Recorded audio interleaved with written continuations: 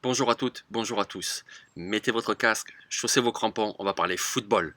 Le Pressé, c'est un podcast pour tout ce qui touche au football américain. La NFL, comme le football universitaire. News, mock draft, discussion autour d'un thème. On abordera tous les sujets de notre passion. Ce sera toujours en format très court, alors on ne perd pas de temps, parce que je suis pressé.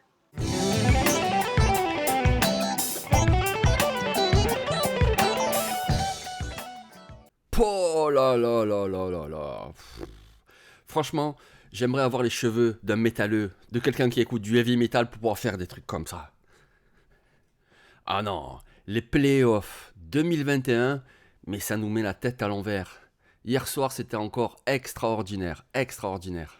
Peu de sommeil, tête décoiffée, on boit le café, mais ça valait le coup. C'était vraiment génial, vraiment génial. Donc les Bengals sont au Super Bowl. Mais qui l'aurait dit avant le début de la saison? Ben personne. Personne, tout simplement personne. Voilà une équipe qui a fait un bilan de 2-14 en 2019, 4 victoires seulement en 2020, et là, ils vont au Super Bowl. Tout simplement. Même mon chat est d'accord. Et ils affronteront donc les Rams de Los Angeles. Encore un match à rebondissement. C'était incroyable. Les Chiefs semblaient avoir vraiment la même mise en première mi-temps. Ils menaient même jusqu'à 21-3. 21-3. Juste avant la mi-temps, les Bengals reviennent un petit peu au score. Mais il reste encore une possession. Un dernier drive de Kansas City. Ils arrivent aux portes de la end zone. Quatrième tentative. Ils ont un field goal facile à tenter, prendre 3 points et aller à la mi-temps. Eh ben non. Eh ben non. Ils ont voulu être agressifs. Ils ont voulu jouer la quatrième tentative. Et ils l'ont raté. Au final, ces 3 points coûtent sans doute cher à Kansas City. Évidemment, c'est toujours facile de le dire après. S'ils avaient marqué le touchdown, peut-être qu'ils auraient enfoncé le clou, etc., etc. On ne sera jamais. Mais c'est vrai que ce choix de ne pas jouer le field goal et d'essayer la quatrième tentative, au final, ça leur coûte cher. Les Bengals, vraiment dominés en première mi-temps, ont su faire une autre deuxième mi-temps. Et là, on a vu les ajustements, notamment défensifs. Donc force au défensif coordinateur Lou Anarumo. Parce que franchement, la défense des Bengals en première et en deuxième mi-temps, ça ne va rien avoir. Des sacs, des interceptions, une meilleure couverture. Ils ont vraiment trouvé la solution. Et Patrick Mahomes n'était plus le même. Autre joueur qui a connu deux mi-temps très différentes, Ja'Marr Chase, le receveur. En première mi-temps, on l'a pas vu, très peu ciblé. En deuxième mi-temps, il a marqué son touchdown et il a été décisif dans les drives. Si on devait détacher un MVP de ce match, difficile de ne pas le donner à Joe Burrow. Mais à noter tout de même un joueur qui a été, lui, très constant et très bon tout le match. Le receveur, un de mes chouchous, je suis très content, c'est T. Higgins. Le deuxième match, lui aussi, nous a donné des frissons, avec des rebondissements et avec des actions d'éclat. Au départ, c'était vraiment cadenassé. D'ailleurs, à la fin du premier quart-temps, il y avait toujours 0-0. Comme par exemple, ce super drive, c'était le deuxième des Rams. Un très bon drive, ils arrivent dans la end zone et ils se font intercepter. Les défenses ont pris le pas sur les attaques en ce début de match. Ensuite, les stars ont brillé et les stars, dans ce match, c'était les receveurs. Tout d'abord, Cooper Kupp. Crazy Cup. Vraiment un monstre, un monstre. Il est, je pense, un petit peu meilleur qu'Hunter Renfrow. C'est dire, c'est un beau compliment. Vraiment quel joueur, il mérite tout à fait sa sélection All-Pro cette année. Vraiment le gars, surtout en playoff, il a vraiment tout cassé. Il court les tracés, il a les mains fiables, il va vite, il gagne des yards après réception. Un monstre. Un monstre? Deebo Samuel, lui aussi c'est un vrai monstre. Non mais quel joueur incroyable. Receveur, coureur, il fait tout. Il passe en force, il déborde à l'extérieur, il court un tracé et réceptionne. C'est vraiment une arme offensive exceptionnelle. En première mi-temps, les 49ers ont eu même pas 10 minutes de temps de possession. Et pourtant, ils étaient devant au score. Oui, de très peu, mais ils étaient devant.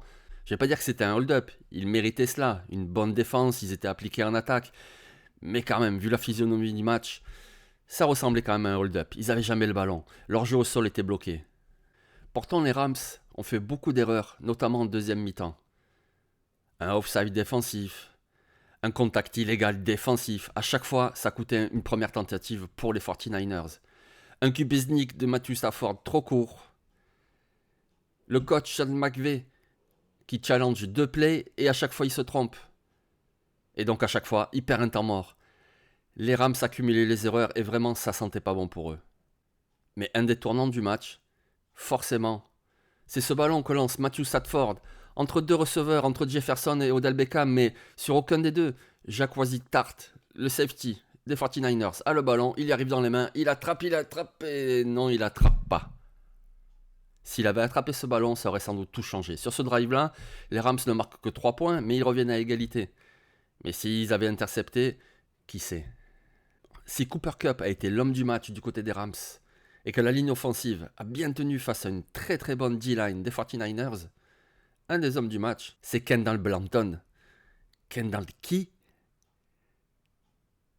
Le Titan a profité de la blessure de Tyler Higbee en début du match pour se distinguer. Voilà un joueur qui a été signé après la draft 2019, donc non drafté. Quelqu'un qui a été coupé, puis re-signé, envoyé en practice squad, et puis recoupé, et puis ainsi de suite. Quelqu'un qui a catché 37 yards cette saison. 37, ouais, wow.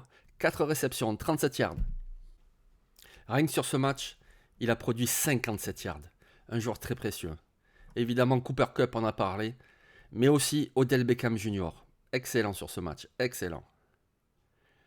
Mais peut-être que l'homme du match, finalement, c'est le même qu'à chaque fois. C'est le numéro 99. Cette action décisive à la toute fin du match, où il va mettre la pression sur Jimmy Garoppolo, qui s'affole, fait n'importe quoi, lance le ballon, interception, game over. Le Super Bowl opposera donc le 13 février les Rams de Los Angeles sur leur terrain, à domicile, face à la surprise, les Cincinnati Bengals. Alors c'était jamais arrivé dans l'histoire, et là, 2 saisons consécutives, une équipe va jouer le Super Bowl à domicile. Après Tampa Bay l'année dernière, les Rams pour cette année. Wow, ça promet. Vraiment, ça promet. Et évidemment, on aura l'occasion d'en reparler. Les clés du match, les détails, les match-ups intéressants. Vous aurez tout ce qu'il faut. Bravo tout de même aux 49ers de San Francisco, ainsi qu'aux Kansas City Chiefs. Nul doute qu'on les retrouvera l'année prochaine. En attendant, nous, on se retrouve demain pour une présentation du Senior Bowl. Abonne-toi sur YouTube. Abonne-toi sur Twitter. Et si ça te plaît, donne-moi un peu de force. Mais fais vite, je suis pressé.